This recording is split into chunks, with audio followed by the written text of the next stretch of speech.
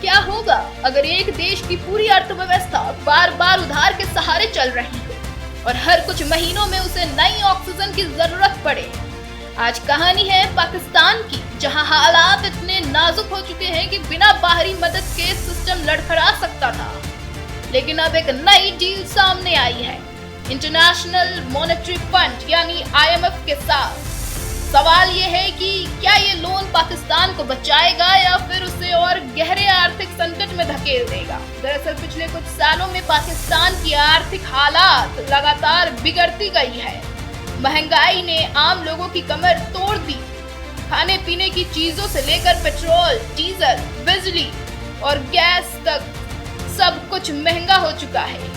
पाकिस्तानी रुपए की वैल्यू गिरती जा रही है और विदेशी मुद्रा भंडार लगातार कम हो रहे हैं। हालात ऐसे बन गए हैं कि आम आदमी के लिए रोजमर्रा की जरूरतें पूरी करना भी मुश्किल होता जा रहा है। यही वजह है कि देश को तुरंत फंडिंग की जरूरत थी ताकि आर्थिक सिस्टम पूरी तरह ठप ना हो जाए। इसी बीच IMF और पाकिस्तान के बीच एक बड़ा एग्रीमेंट हुआ है। इस डील के तहत पाकिस्तान को करीब $1.2 अरब की मदद मिल सकती है, जिसमें लगभग $1 अरब एक्सटेंडेड फंड फैसिलिटी और करीब $210 मिलियन रेसिलेंस फंड से मिलेंगे। लेकिन यहाँ एक अहम बात है, ये पैसा तुरंत नहीं मिलेगा।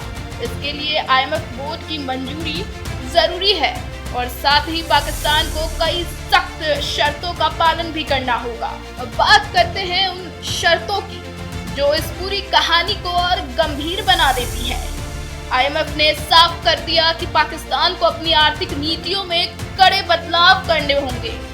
सरकार को टैक्स बढ़ाने पड़ सकते हैं, बिजली और गैस की कीमतों में बढ़ोतरी करनी पड़ सकती है और महंगाई को कंट्रोल करने के लिए ब्याज दरों को ऊंचा रखना होगा। यानी एक तरफ देश को राहत मिल रही है, लेकिन दूसरी तरफ आम जनता पर आर्थिक बोझ और बढ़ सकता है। पहले से परेशान लोगों के लिए ये फैसले और मुश्किलें खड़ी कर सकते हैं। इस पूरी स्थिति को और जटिल बना रहा है मिडिल ईस्ट का बढ़ता तनाव। अगर वहां हालात और बिगड़ते हैं और तेल की सप्लाई प्रभावित होती है तो उसका सीधा असर पाकिस्तान जैसे देशों पर पड़ेगा जो तेल आयात पर निर्भर है। तेल की कीमतें बढ़ने का मतलब है पेट्रोल डीजल महंगा, ट्रांसपोर्ट महंगा और फिर हर चीज की कीमत में बढ़ोतरी।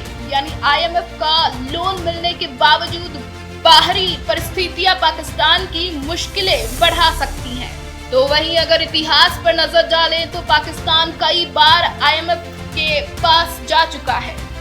हर बार उसे कुछ समय के लिए राहत मिलती है, लेकिन लंबे समय में वही समस्याएं फिर सामने आ जाती है। इसका सबसे बड़ा कारण है स्ट्रक्चरल रिफॉर्म्स की कमी।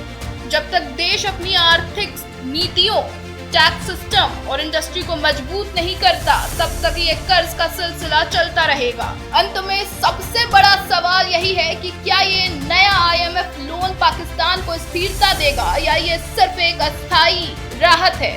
सच्चाई ये है कि ये मदद एक ऑक्सीजन सिलेंडर की तरह है जो कुछ समय के लिए सांस लेने का मौका देती है, लेकिन अगर जड़ से समस्या का समाधान नहीं हुआ तो ये संकट फिर लौट सकता है और शायद पहले से भी ज्यादा गंभीर रूप में। अब आप बताइए, क्या IMF की ये डील पाकिस्तान को संभाल पाएगी या हालात और बिगड़ने वाले हैं? इस पर आप अपनी राय हमें कमेंट में जरूर बताएं।